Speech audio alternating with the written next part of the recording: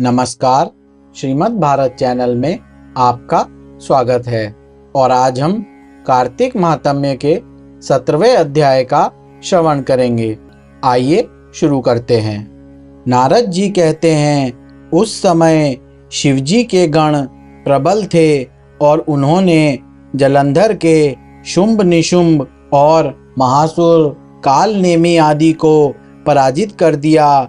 यह देखकर सागर पुत्र जलंधर एक रथ पर, जिस पर की लंबी पताका लगी हुई थी, चढ़कर युद्ध भूमि में आकर घोर संग्राम करने लगा। इधर जयशील शंकर जी के गण भी युद्ध में तत्पर होकर गरजने लगे। इस प्रकार दोनों सेनाएं हाथी, घोड़े, रथ, शंख, भेरी तथा दोनों ओरों के वीरों के सिंहनाद से पृथ्वी त्रस्त हो गई।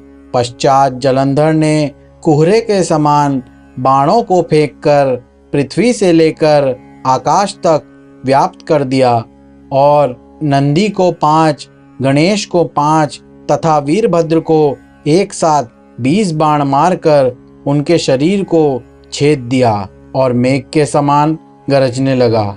यह देखकर रुद्रपुत्र कार्तिकेय ने भी दैत्य जलंधर को अपनी शक्ति उठाकर मारी और घोर गर्जन किया, जिसके आघात से वह पृथ्वी पर गिर पड़ा। परंतु वह इतना बली था कि शीघ्र ही उठकर खड़ा हो गया और क्रोधविष्ट होकर कार्तिकेय पर अपनी गदा का प्रहार कर दिया। ब्रह्मा के वरदान की सफलता के लिए शंकर पुत्र कार्तिकेय पृथ्वी पर सो गए। गणेश जी और नंदी भी व्याकुल होकर गदा प्रहार से पृथ्वी पर गिर गए। वीरभद्र पर भी परिध का प्रहार किया। उसके लगने से वीरभद्र का सिर फट गया और बहुत सा रक्त बहने लगा। वीरभद्र व्याकुल हो धराशायी हो गए। वीरभद्र को पृथ्वी पर गिरा देखकर शंकर के गण चिल्लाते हुए संग्राम भूमि छोड़कर बड़े वेग से भाग निकले।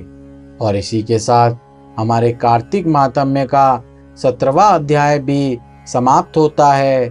कार्तिक मास में नित्य ही कार्तिक महात्म्य का श्रवण करने से अमोघ फल की प्राप्ति होती है। हरे कृष्णा।